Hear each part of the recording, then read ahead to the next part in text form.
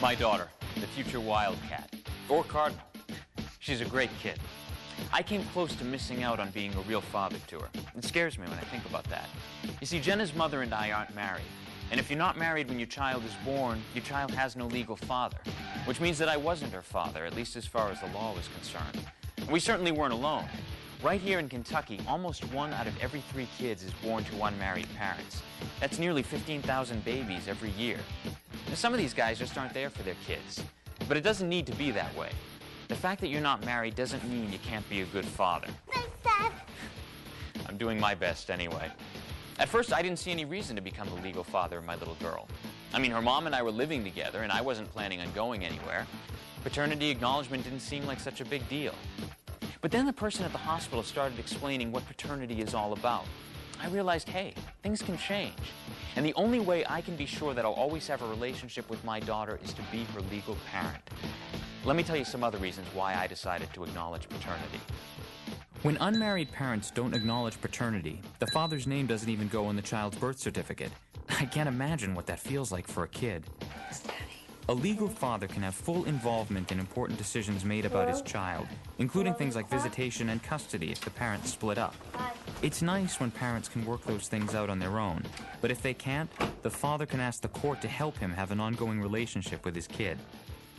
Children can only inherit certain benefits from a legal father.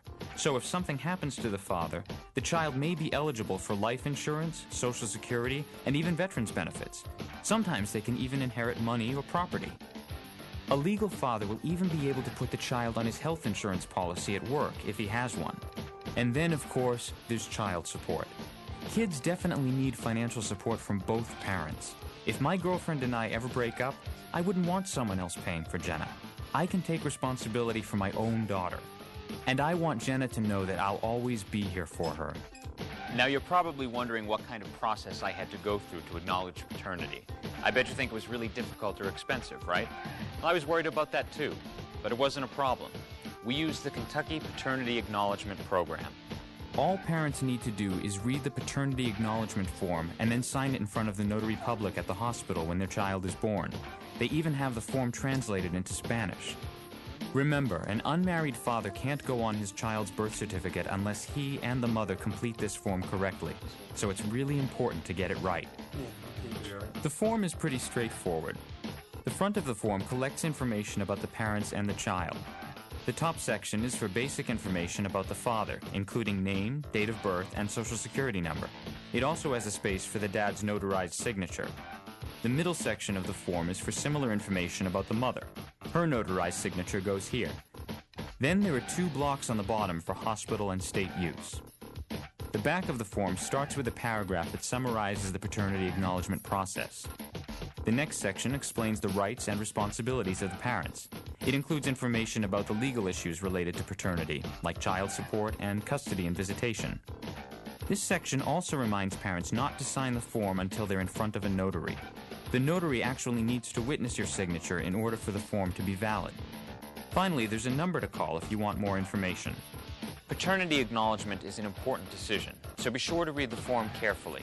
And if you don't understand something, just ask. Here, Dad. Thanks, honey.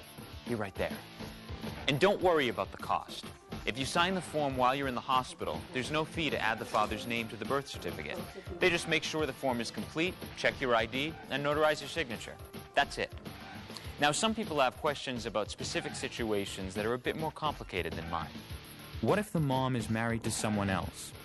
If the mom was married to someone else when the baby was conceived, while she was pregnant, or when the child was born, the law considers her husband to be the father, even if he isn't the biological father.